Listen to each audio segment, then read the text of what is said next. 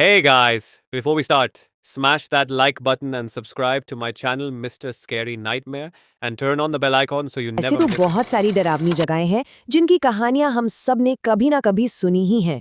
पर आज हम बात करेंगे एक ऐसी जगह की जिसका खौफ सिर्फ कहानियों में नहीं बल्कि मौत के आंकड़ों में दर्ज है। जी हाँ, ये है चेन्नई के F2 बंगले का अनकहा रहस्य। अच्छा, अगर आपसे कोई पूछे कि इंडिया की सबसे हॉन्टेड जगह कौन सी है, तो ज्यादातर लोगों के दिमाग में एक ही नाम आएगा, भानगढ़ का किला। लेकिन क्या हो अगर मैं कहूं कि देश की सबसे खतरनाक जगह वो नहीं है जिसके बारे में सब जानते हैं, बल्कि एक ऐसा गुमनाम बंगला है जिसका नाम भी कम लोगों ने सुना है। देखिए, भानगढ़ में कई आत्माओं की कहानियां तो हैं, पर जब पैरानॉर्मल एक्सपर्ट्स ने जांच की तो उन्हें कुछ भी ठोस नहीं मिला। लेकिन चेन्नई के इस F2 बंगले में सिर्फ एक आत्मा है, और मजे की बात यह है कि यही एक आत्मा इसे इंडिया की सबसे खतरनाक जगह बनाती है, क्योंकि ये किसी की भी जान ले सकती है। इस बंगले का जो डर है ना, वो सिर्फ सुनी सुनाई बातों में नहीं है। साल 2014 में विष्णु नाम के एक लड़के के साथ जो हुआ, उस सच्ची घटना ने इस जगह की हकीकत पर हमेशा के लिए मुहर लगा दी। तो बात है 2014 की। विष्णु, जो एक असिस्टेंट डायरेक्टर था, रात में फिल्म की शूटिंग कर रहा था। अब काम में कुछ गड़बड़ हुई तो डायरेक्टर ने उसे बुरी तरह डांट दिया, जिससे उसका मूड एकदम खराब हो गया। शूट में 2 घंटे का ब्रेक मिला तो उसने सोचा कि घर जाने में टाइम क्यों खराब करना, यहीं पास में कहीं थोड़ी देर आराम कर लेता हूँ।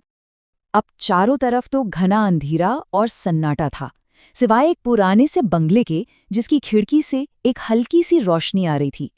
विष्णु को लगा, चलो कोई तो है, मदद मिल जाएगी। लेकिन जब वो वहां पहुंचा तो देखा कि घर का वो भारी भरकम दरवाजा पहले से ही खुला हुआ था, जैसे मानो वो किसी का इंतजार कर रहा हो। वो जैसे ही अंदर गया, सोफे पर उसे एक लड़की बैठी हुई दिखी।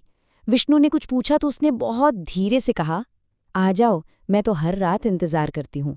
उसने ये भी बताया कि लोग इस घर को भूत बंगला कहते हैं और अक्सर आते हैं, लेकिन सुबह के 5 बजने से पहले ही डरकर भाग जाते हैं।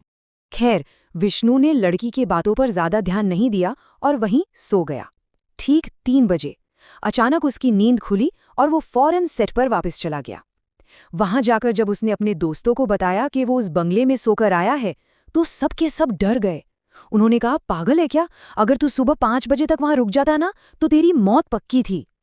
विष्णु ये सुनकर हंसने लगा और शर्त लगाकर उन्हें गलत साबित करने के लिए वापस उसी बंगले की तरफ चल पड़ा। लेकिन इस बार ग्राउंड फ्लोर बिल्कुल खाली था। वो लड़की वहां नहीं थी, जा चुकी थी। पर तभी उसे ऊपर से किसी के तड़पने की आवाज आई। ऐसी आवाज जैसे कोई अपनी आखिरी सांस ले रहा हो, किसी का दम घुट रहा हो। वो ये देखने के लिए सीढ़ियों से ऊपर भागा। लेकिन ऊपर उसने जो नजारा देखा, वो किसी के भी दिमाग को झकझोर कर रख देने के लिए काफी था। एक ऐसा सीन जो हकीकत में हो ही नहीं सकता। कॉरिडोर में वही लड़की खड़ी थी जो उसे नीचे मिली थी। वो बस एक कमरे के अंदर घूर रही थी। विष्णु ने जब अंदर झांका तो देखा कि एक औरत पंखे से लटकी हुई है। लेकिन तभी उसका खून जम गया जब उसने गौर किया कि जो औरत लटकी हुई है और जो लड़की बाहर खड़ी है, दोनों का चेहरा बिल्कुल एक जैसा था। और फिर उन दोनों ने एक साथ विष्णु की तरफ मुड़कर देखा और जोर जोर से हंसना शुरू कर दिया। ये देखते ही विष्णु की चीख निकल गई और वो बुरी तरह डरकर नीचे की तरफ भागा। लेकिन मेन दरवाजा अब अंदर से बंद हो चुका था। उसने घड़ी देखी, सुबह के 5:30 बज रहे थे। वो 5 बजे की डेडलाइन को पार कर चुका था और अब वो उस घर के अंदर फंस गया था। उसके दोस्तों ने जैसे तैसे दरवाजा तोड़ा और उसे बाहर निकाला। विष्णु को तुरंत आईसीयू में भर्ती कराया गया।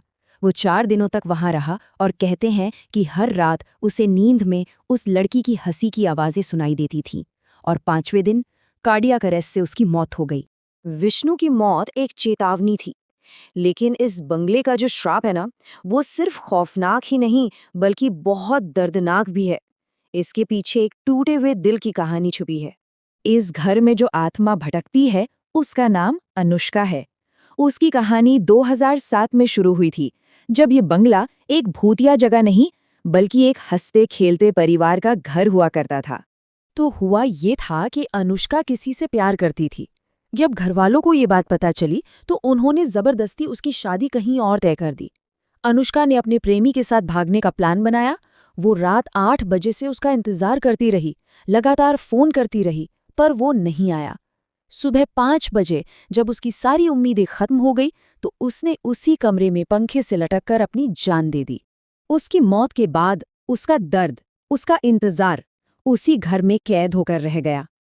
अनुष्का की बेचैन आत्मा ने उसके अपने माता-पिता को इतना परेशान किया कि उन्हें भी वो घर छोड़ना पड़ा। वो हमेशा के लिए वहां से चले गए।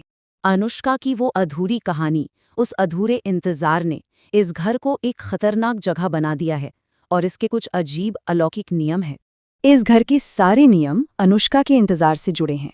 हर रात ठीक 8 बजे उसकी आत्मा दरवाज़ा खुलती है अपने प्रेमी की उम्मीद में।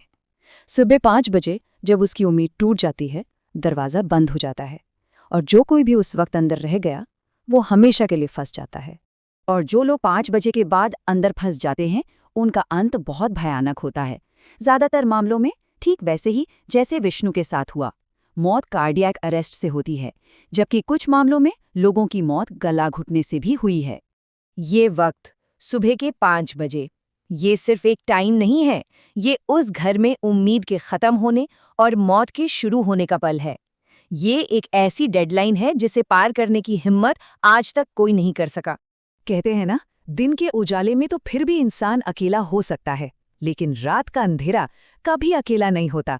और क्या पता इस वक्त भी हमारे आसपास कोई हो जो सब कुछ देख रहा हो, सुन रहा हो, बस वो इंसान ना हो।